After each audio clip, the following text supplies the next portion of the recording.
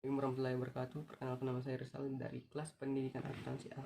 Jadi saya ingin eh, menerangkan tentang tugas saya, yaitu perkembangan ilmu pengetahuan dan teknologi.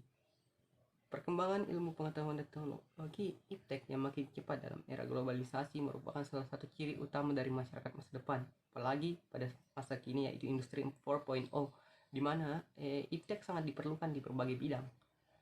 Contohnya bidang industri, pertanian, pemasaran, dan lain-lain. Globalisasi perkembangan iptek tersebut dapat berdampak positif maupun negatif tergantung kesiapan orang yang ingin menerimanya, dan serta kesiapan bangsa, negara, dan individu, sosial, dan budayanya.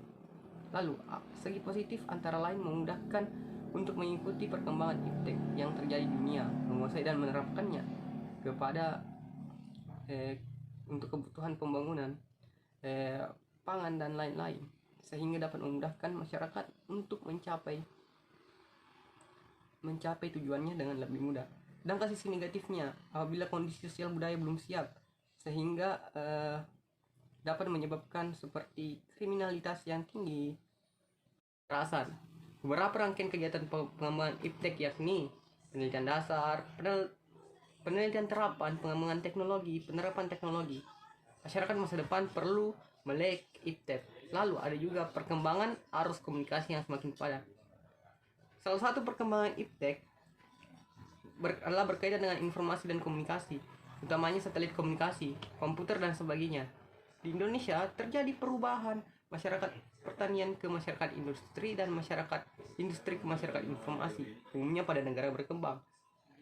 Pada umumnya seseorang akan berkomunikasi dari satu yang ke satu, tapi dengan adanya iptek, alur komunikasi semakin luas dan bisa berkomunikasi di mana saja. Lalu proses komunikasi meliputi beberapa unsur. Apa saja sih unsur yang meliputi proses komunikasi dalam iptek ini? Yang pertama ada sumber pesan seperti harapan, gagasan, perasaan, atau perilaku yang diinginkan oleh pengirim pesan. Kedua, penyampaian atau encoding, yakni pengubahan, penerjemahan atau isi pesan ke dalam bentuk yang serasi dengan alat atau pengirim pesan itu. C. Transmisi atau pengirim pesan, di mana dibutuhkan transmisi atau pengirim pesan untuk mengirim pesan tersebut. Ketiga, decoding atau pembukaan sandian, yakni penerjemah kembali apa yang diterima oleh isi pesan oleh penerima. Contoh, di negara Jepang kita dapat berkomunikasi dengan orang Jepang dengan menggunakan penerjemah. Lalu yang kedua, reaksi internal, penerimaan sesuai pemahaman pesan yang diterima, di mana kita bisa mengartikan meskipun tidak mengetahui bahasanya dengan tautologi iptek. Lalu unsur yang terakhir adalah gangguan atau hambatan atau noise yang dapat terjadi pada semua unsur dasar.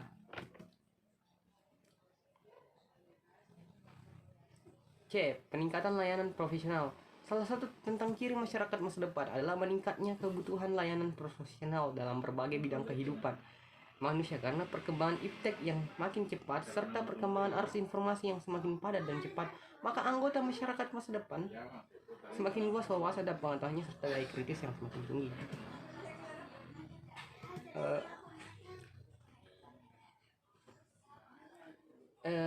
Menurut Macaulay mengemukakan 6 tahap dalam profesionalisasi, yakni penetapan dan pemantapan layanan unik yang diberikan oleh suatu profesi sehingga memperoleh pengakuan masyarakat dan pemerintah. Kedua, penyepakatan antara kelompok profesi dan lembaga pendidikan perjabatan tentang standar kompetensi minimal yang harus dimiliki oleh setiap calon profesi tersebut. Lalu, akreditasi, yakni pengakuan resmi tentang kelayakan suatu program pendidikan perjabatan yang ditugasi tentang calon profesi tenaga yang bersangkutan. Mekanisme D. Mekanisme sertifikasi dan pemberian izin praktik. Selain itu semua, kita juga harus memiliki izin praktik, di mana sertifikasi merupakan pengakuan resmi jika Anda ingin melakukan profesionalisasi. Baik secara perseorangan maupun kelompok, pemangku profesi bertanggung jawab penuh terhadap segala aspek pelaksanaan tugasnya. Lalu kelompok profesional memiliki kode etik, tentu saja harus memiliki kode etik untuk berfungsi. Yang pertama, fungsi kode etik yaitu masyarakat agar memperoleh layanan tertentu. Kedua, perlindungan dan pedoman peningkatan kualitas kepada anggotanya. Ya,